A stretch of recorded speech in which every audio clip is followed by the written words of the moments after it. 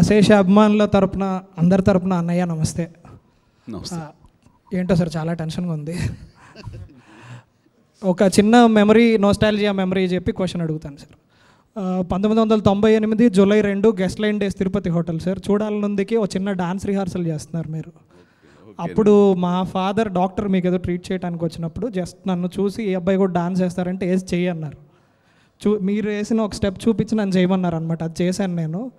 చాలా బాగా చేసావు, ఏంటి నువ్వు ఎంతున్నావు, భలే చేస్తున్నావు డ్యాన్స్ అంటే నాకు అనిపించింది ఆ రోజు సాక్షాత్ నటరాజు దిగొచ్చి ఈ కుర్రాడు డాన్స్ వేస్తాడు బాగా అంటే ఎలా ఉందో అలా అనిపించింది సార్. అండ్ ఇంకో విషయం నేను చెప్దాం అనుకుంటే, ఇప్పుడు మీరు పాలిటిక్స్లో ఉన్నారు సార్, మీరు సినిమాల్లో ఉన్నారు, ఇంకా చాలా వేరు రంగాల్లో ఉన్నారు. వీటన్నిటినీ బ్యాలెన్స్ చేస్తా ఆ కూల్ ఎలా మెయింటైన్ చేస్తారు సార్? అంటే మా జనరేషన్ వాళ్ళకి చాలామందికి ఇది లోపడుతుంది, రాను రాను తగ్గుతుంది కూడా. మీరు ఎలా మెయింటైన్ చేస్తారు? సో మీ నుంచి మేము ఇన్పుట్స్ తీసుకుందామని. చిన్నప్పుడు మీ ఎక్స్పీరియన్స్ చెప్పి నన్ను కూడా గతంలోకి తీసుకువెళ్ళారు. అండ్ చాలా సరదాగా ఉంది. నేను ఇంతకుముందు ఉన్నప్పుడు ఒకటి కూర్చున్నప్పుడు చూశాను, ఇందాక మీ చేతిలో కెమెరా ఉంది, కెమెరాతో స్టిల్స్ తీస్తున్నారు, సడన్గా మైక్ తీసుకుని మళ్ళీ రిపోర్టర్ లాగా అడుగుతున్నారు మీరు. అప్పుడే అనిపించింది చాలా స్మార్ట్గా ఉన్నాడు ఈ అబ్బాయి, చాలా ఎంత కొంచెం ఫిల్మీ స్టఫ్ లాగా ఉంది అని చెప్పేసి నాకు అనిపించింది ఇందాక జస్ట్ కూర్చున్నప్పుడు. అంటే చిన్నప్పుడు మీరు అన్నప్పుడు నాకు అది గుర్తుకు రాలేదు, కానీ ఇప్పుడు చూడని అనిపించింది. So thank you. ఇది పక్కన పెడితే మీరు అడిగిన క్వశ్చన్కి బహుశా లోపల నాకున్నటువంటి మైండ్ సెట్ అని అనుకుంటున్నాను నేను. నాకున్న ఈ సుదీర్ఘమైనటువంటి ఎక్స్పీరియన్స్లో రకరకాల ఎదురు దెబ్బలు తిని, రకరకాల అవమానాలు, రకరకాల ప్రశంసలు, పొగడ్తలు, సన్మానాలు, లైఫ్లో చూడనటువంటి ఏమీ లేవు, అన్ని రకాల్లో చూశారు. నెగిటివ్ సైడు, పాజిటివ్ సైడు, విజయాలు చూశాను, అపజయాలు చూశాను.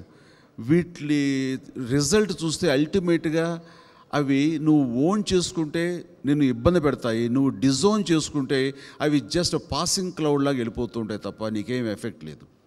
ఇవన్నీ కూడా బాహ్య ప్రపంచానికి సంబంధించిన తప్ప అంతర్గతంగా ఉన్నటువంటి మన మనశ్శాంతిని మనం ఇంటాక్ట్గా ఉంచుకుంటే, అది చెదరకుండా చెదురుగా ఉంటే కనుక నువ్వు ప్రశాంతంగా ఉంటావు, తద్వారా నీ కుటుంబ సభ్యులందరూ ప్రశాంతంగా ఉంటారు.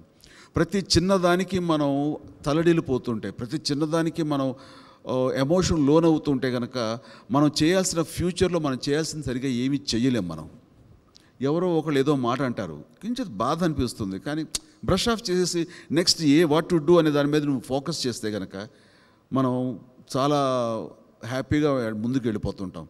ఎందుకంటే జరిగిపోయేది మనం ఏమీ మార్చలేము, రేపు జరగబోయేది ఏమిటో అది మనకు తెలియదు, కాబట్టి దాని గురించి మనం ఏం చేయలేము.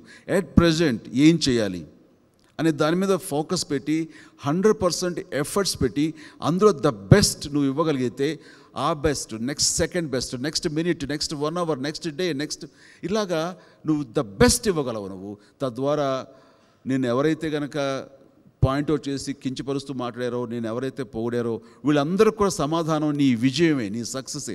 దాని మీద దృష్టి పెట్టు. ఫెయిల్యూర్స్ వస్తాయా, ఓకే, దాన్ని డిజోన్ చేసుకో, నేను బాధించదు. అలాగా నేను బహుశా ఆ టైప్ ఆఫ్ మెకానిజం, ఫిలాసఫీ నా మైండ్లో ఉంది కాబట్టి దేనికి స్పందన ఉండదు నాకు. ఎవరు ఏం పోయినా సంతోషం, ఎవరు అన్నారనుకో అది నీ క్యారెక్టర్, నువ్వు అంటావు ఓకే అని దాన్ని వదిలేసేసి ఆ రకంగా నా పని నేను చేసుకుంటూ ఫోకస్గా వెళ్తాను. ఫోకస్ మాత్రం వదలను. నా ఫుల్ ఆద్యంతం అన్ని స్పిరిట్స్ అక్కడ పెడతాను. అండ్ ఈవినింగ్ వచ్చేసరికి అన్నీ మర్చిపోయి ఫ్యామిలీతోనే గడుపుతుంటాను. అందులో ఎన్ని ప్రశాంతంగా ఉండడానికి బహుశా ఇవన్నీ కారణాలేమో. That's it.